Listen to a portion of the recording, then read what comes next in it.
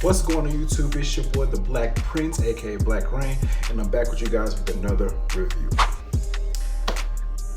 Let's talk Monday Night Raw. Monday Night Raw. I think this show was very good. I think this show served what it needed to serve. So much stuff was going on. I couldn't have asked for a better show. Was it perfect? No. But overall, I think it did what it needed to do. And we got the debut of the Wyatt family, aka the Wyatt Six. I'm gonna start out by saying this. The debut of the Wyatt family, or the Wyatt Six, one of the most amazing debuts I've seen of any faction. My thing is, will it live up to the hype? We'll see, because you know, once something come in really good, then later on, people can start hating on it, because you know how WWE fans are, or wrestling fans in general. But overall, I think this show is really, really good. I think this show served its purpose. I think this show was worthy of this rating.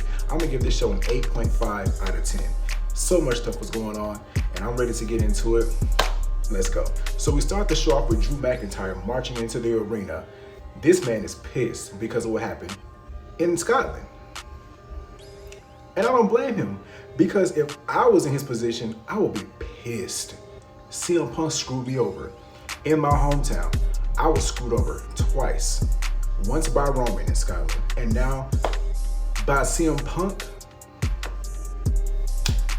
I don't blame him. He had every right to walk in there mad. I'll be knocking everybody over. I'll be slamming. I would have did more damage than the Wyatt family, honestly. You would see bullet holes through people, bro. I'm just playing. Let me stop. So then it cuts to the arena with the fans, and then we get the return of Seth freaking Rollins. My boy is back. I missed him. I really missed him. I ain't gonna lie. Now, during Seth Rollins' World Heavyweight Championship reign, I was kind of hating because I really wanted Finn Balor or Shinsuke Nakamura to beat him late last year. But once he started showing how dedicated he was, once he pulled that shit he pulled at WrestleMania, I was like, bruh, I can't hate on him. I can't hate on him. Seth Rollins is a national treasure. He shows how dedicated he is to the business, so I can't really hate on him. Seth Rollins comes back, lets people sing his song, then he gets into his promo. He states that he wants to be the best of the best. He's back because he's not just trying to be another face on the wall, not a face on the Mount Rushmore. He wants to be the very best. But my thing is, Seth, you know who your counterpart is, right? You know who is the real GOAT of your generation, right? I'm just saying, don't shoot the messenger. I'm just saying. So then after he does his whole spiel, we get Damian Priest coming out. This man, Damian Priest, is limping, by the way, because of that botch that happened at Clash at the Castle. I'm gonna do a separate video of how I feel about that whole situation. It's gonna be a little late, but I think I really need to speak on that. But Damian Priest gets out there, and Damian Priest looks him eye to eye saying, hey, no BS, no setup. So when I had the Money Bank briefcase, I wanted to cash in against you. I wanted to cash in on you, not Drew McIntyre. I was sitting there like, what's going on? So then they get in a whole debate, and then Seth Rollins is like, what champion do you want to be? What champion are you? Seth Rollins said that he's coming back and he wants to enter the Money in the Bank ladder match to win a shot at Damian Priest. But Damian Priest says, no. Matter of fact, I'm gonna give you a title shot. I'll be facing you at Money in the Bank for the World Heavyweight title. I'm like, his first match back is a World Heavyweight Championship match? Hey, sign me up. So then we get Chad Gable backstage with Adam Pearce, with the rest of the Alpha Academy. So then Chad is talking to Adam Pearce, demanding a rematch against Sami Zayn. But Adam Pearce says, you gotta earn your way back to the top just like everybody else.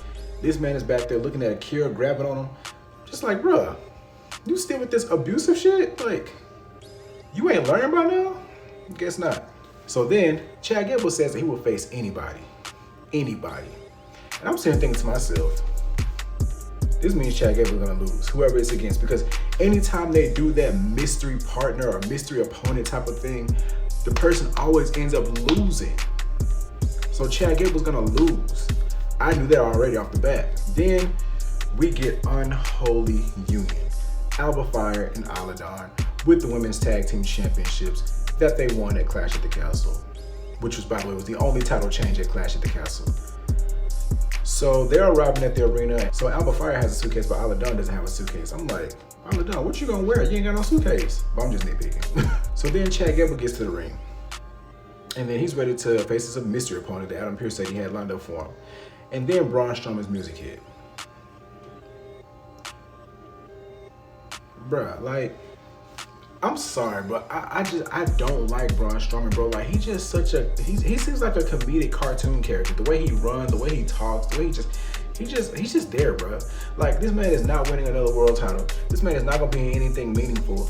Like, I'm surprised they don't have him in the Wyatt family, yes, because he was in the original Wyatt family in his second run. So I'm like, what is he gonna be doing? This man ain't doing shit. Like, he's just there, bro. He's annoying, to me at least. I'm like, all he does is squashes people and leave. There's nothing like about him that I just can't get behind. I don't know. So this match doesn't go very long. I think it went like 7 minutes. So anyway, Braun Strowman ended up getting the win by slamming Chad Gable. But I don't think that was the purpose of this match. The match purposes was at the end. So after the match, Chad Gable tells all the Alpha Academy to get in the ring. This man starts verbally abusing them. And then this man took away Maxine Dupree's crutch, threw it out of the ring because Maxine has a crutch, by the way. She was limping the whole time. He told Maxine to get out the ring, knowing she can't walk. So she wobbles out of the ring. And then this man pulls Akira Tozawa and slaps the shit out of him. And then you know Otis knows the sound of that slap. Otis wasn't even facing him right because he couldn't even look. So Otis heard the slap and then he turned around and then this man was eyeing Chad Gable down, bro. Like eyeing him down. So then Otis, this man shoved Chad Gable halfway across the ring, bruh. And I'm thinking a beatdown was coming. But all he did was shove him. And I was like, that's it? That's how we get? I don't know, bro. I'm like, that's all we get? I don't know about that. But yeah, he ended up leaving with the rest of the Alpha Academy. And that to me signals a breakup that he's officially done. This is one of the best things on Raw. Keep this rolling. But I really hope that Chad Gable makes his way back into the IC title picture. So then we have the Judgment Day backstage, where it shows Finn Balor and Damian Priest arriving. So then Finn Balor says, hey, look, I'm gonna take care of this Seth Rollins promise you want me to. But Damian said, I don't need you to do all that.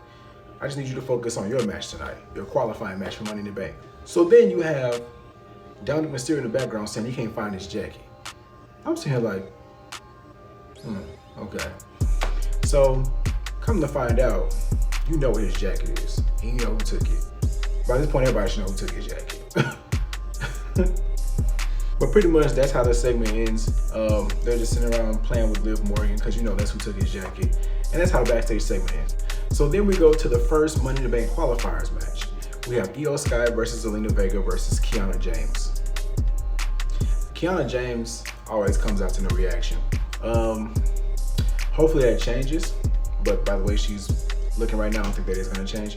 But this match was pretty good. I really thought that Zelina and Io carried. I really think they did. I think that they have what it takes to put on a main event. I know that's crazy to say, but Zelina looks like she was holding her own up in there. But the thing I don't get is what happened in this match. Liv Morgan walks down in Dominic Mysterio's jacket that he was looking for earlier. But this distracted Zelina Vega. And I'm saying, like, what does Zelina Vega got to do with Dominic Mysterio and Liv Morgan? That doesn't make sense. So out of all the people, he distracted her. Why should it distract any of these women in this match? But anyways, Io Sky took advantage of this, and then she ended up pinning Kiana James, therefore making her way to the Money in the Bank qualifiers match. So I'm assuming this is setting up for Zelina Vega versus Liv Morgan at Money in the Bank for the women's title.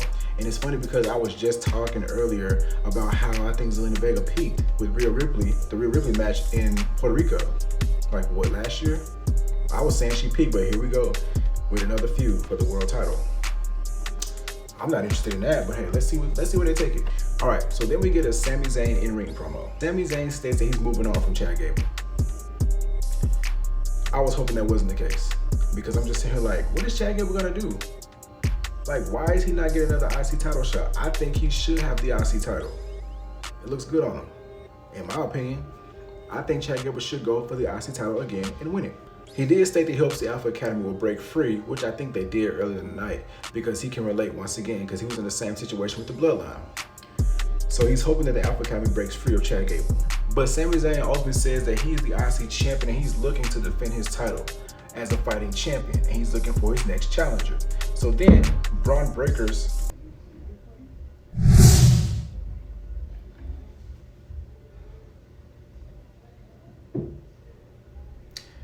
you see, these neighbors above me, y'all, in my apartment complex pisses me the fuck off. And then they got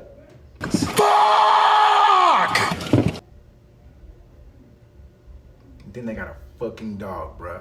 They got a fucking dog. In the middle of my review.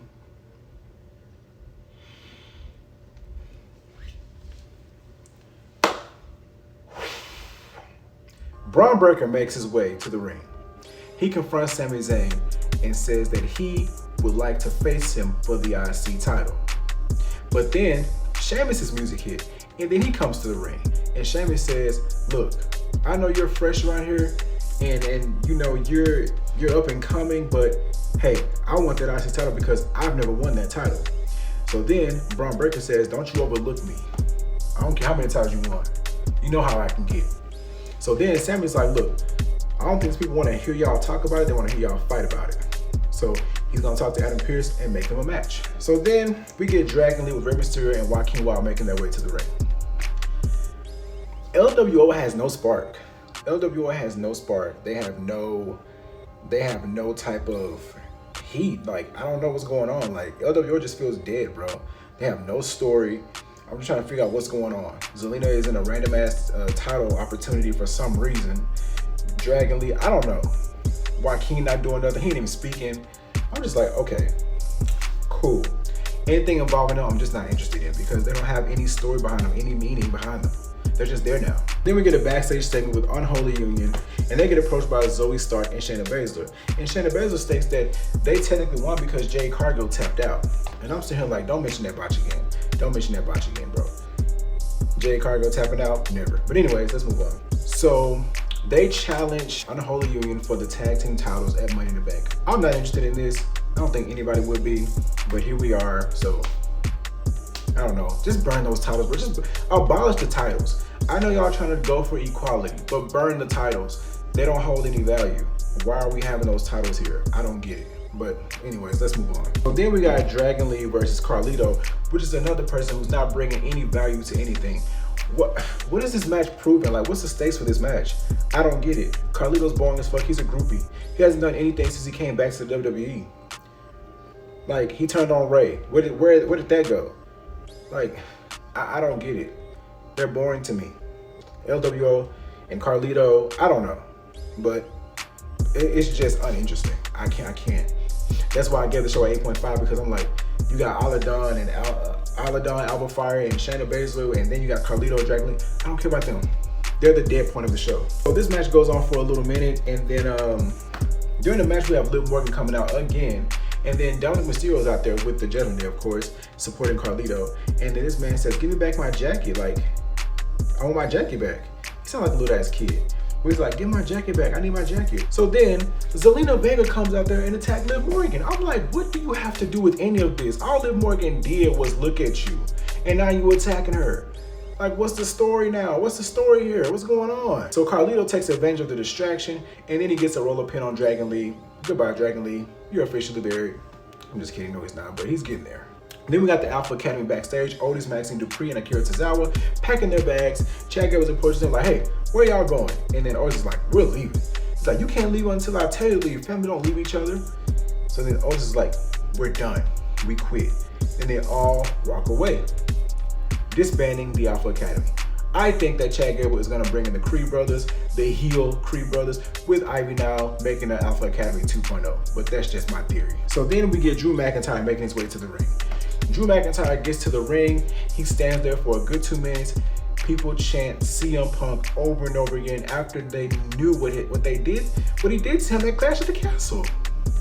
So who's the real heel here? I don't think Drew's the heel.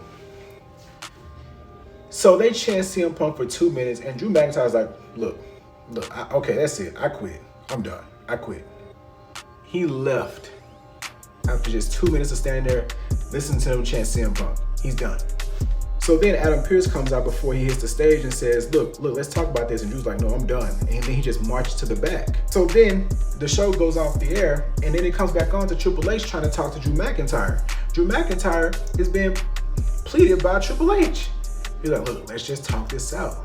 And then Drew McIntyre's look, no, I'm done. I'm sick of this. I'm sick of this mistreatment. I'm sick of me getting screwed over out of the world title.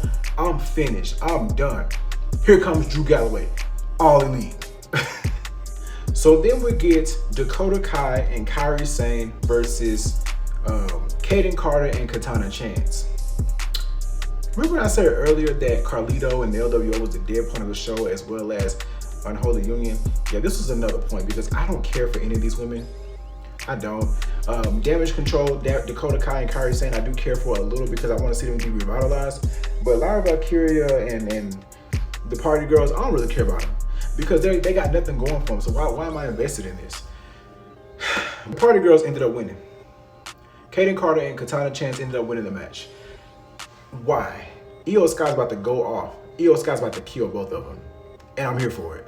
So then we get Braun Breaker versus Sheamus. So Braun Breaker and Sheamus was a really good match. There was a botch in the match to where Braun Breaker tried to do his little Hurricane Runner or whatever he does off the top rope, but he didn't grab Sheamus's head. I think he accidentally grabbed his waist, like his body, and then he didn't completely like flip. Like Sheamus didn't even tuck his head in time. I thought that was gonna be a disastrous injury. But luckily they're both good. I don't know, it's been botched central all week, but let's just see how this goes. But Braun Breaker ended up botching, and I was like, okay, bruh, let's slow down, let's calm down, take a breather. But you know what's funny? I don't see y'all hate on Braun Breaker now, but y'all hate on Jade Cargill. And y'all didn't even say nothing about Damian Priest botching, but y'all say something about Jade Cargill. That's crazy. I'll make a video on that, because I think there's some bias going on. But the match ended up in a no contest, because Ludwig Kaiser came out and started attacking Sheamus, started beating his ass. And then Braun Breaker ended up sparing the shit out of Ludwig Kaiser. I'm saying, like, bro, what's going on? It's too much going on. But then, you know, Sami Zayn was out there spectating the match. Braun Breaker ended up standing up to Sami and shoving him. I'm like, all right, Braun Breaker, you doing too much now, bro. We get it. You Impact. Calm down before somebody beat your ass for real. Because you know who on the main roster now. So then we get Dominic Mysterio backstage looking around for Liv Morgan to get his jacket. Liv Morgan is in the aisleway, leaning up against the wall, telling Dominic to come closer. So then this man, Dominic, says, get my jacket. Liv Morgan says, okay, come take it off me. She unzips it a little bit. So then Dom is just hesitating, bro. He's just slowly going in to unzip it. And then out of all times, Damian Priest shows up. Damian Priest is just on his phone walking around the corner saying, hey, what's going on? I'm sitting here like, bruh. So then this man, Damian, says, can you please just leave the man alone? And then Liv Morgan's like, I can never leave him alone. She just walks away. This is sexual assault. This is abuse. But let the roles have been reversed. Then they would have had a problem with this, right? Mm-hmm. Yeah. Equal rights, huh? I don't think so. But then we get Karrion Kross and Scarlett doing a promo on the New Day, and then they're basically saying Kofi Kingston's overshadowing Xavier Woods, and Xavier Woods needs to break free from him and come to the final testament, which I still think is a bad idea. And then you got the New Day with the follow-up backstage segment rebutting against him, but this time was a little different. So both Xavier Woods and Kofi Kingston was talking to the final testament, Scarlett and Karrion Kross, but Kofi kept cutting them off with the rebuttals. So I'm like, oh yeah, Xavier Woods like he's finna turn, because Kofi keep cutting him off and proving everybody right. I can't see Xavier Woods in the final testament. That's just so weird. Like, no, I can't see that. That's so weird, bro. Like, Xavier Woods, who had rainbows and unicorns and bootios and pancakes and trombones, like him in the final testament, that's a complete 180. No thank you. So then we get Jey Uso backstage with the fans by the concessions and all the backstage areas. You know how he is. So then he says that he's going to be winning the Money in the Bank for his fans, for his day ones, the ones that have been raw with him, and he's going to cash in and become World Heavyweight Champion. No, he's not. He's even on the cover for the freaking pay-per-view. You know he's not winning that. And if he does, then I can't defend Jey Uso anymore, because he's already getting a lot of hate, so I can't keep continuing to do it. Sorry, I like Jey Uso, but that's going to be too much for me to do. I can't find any justified reasons to defend him. Sorry, not sorry. So then we get the second Money in the Bank qualifier match, which is Jey Uso versus Rey Mysterio versus Finn Balor. I know, like, I'm a big Finn Balor guy. I like Finn Balor. Finn Balor has fallen so low from where he used to be. This man was a world championship caliber superstar. And he slowly has fallen down the totem pole to where now he just feels like a lackey in the Judgment Day. And even my thing is, Finn Balor should be the leader of the Judgment Day. Because when he first got in the Judgment Day, he was the leader. He replaced Edge as the leader, and somewhere along the line, that dynamic changed. Now he's just a lackey, and he's answering to Damian Priest and Rhea Ripley. This is not Finn Balor. Finn Balor is a world champion. He is not a lackey. Get this man a world title, give him a proper run, and quit playing with me. Like, Finn Balor is not a lackey. And I say that to say this. Jey Uso pinned Finn Balor tonight. He pinned Finn Balor. When Rey Mysterio was laying right there. Rey Mysterio has legacy factor. He could have taken that pin. But you ultimately decide to have Finn Balor take the pin by Jey Uso. Why? But anyways, after the match, Judgment Day comes out and start attacking both Jey Uso and Rey Mysterio. But then Braun Strowman comes down and tries to even the odds. Braun Strowman pisses me off. Just by the way he runs, just by the way he comes out there, he pisses me off. This man looks like a cartoon character. Why is he out there running like he's stiff why is he running like he's stiff? Why? What does this do? Like, he just be chasing people around. He don't even be doing nothing. Every week he's chasing somebody around looking stupid. Is this what he came back for? He could have taken this to TNA. Honestly, like, he don't need to be in WWE doing this, wasting TV time chasing somebody looking stupid. Anyway, so then after all that finishes, we get the lights going out. The same way that the Fiend had the light cuts out. The same way the Fiend had the lights cut out. Section by section.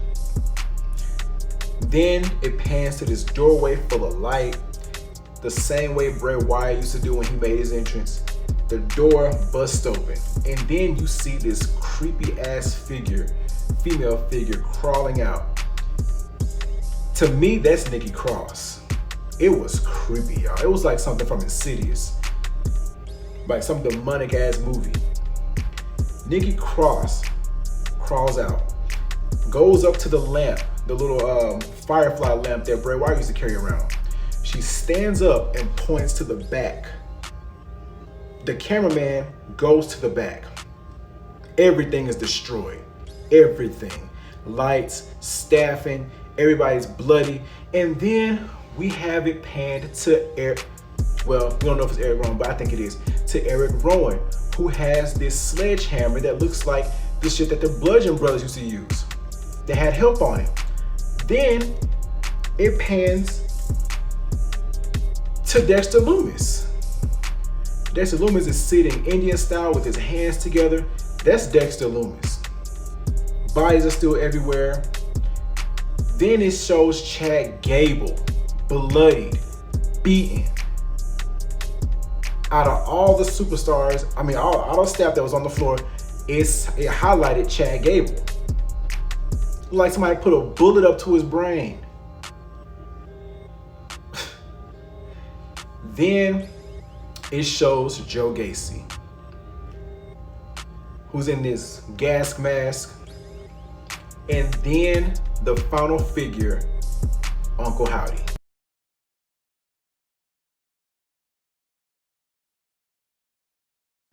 It's always something, bruh. I don't even remember where I was at.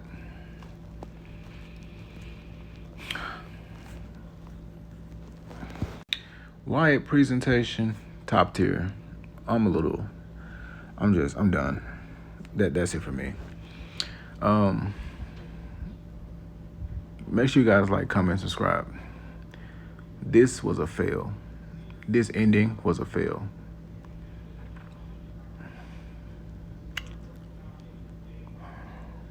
This is BS.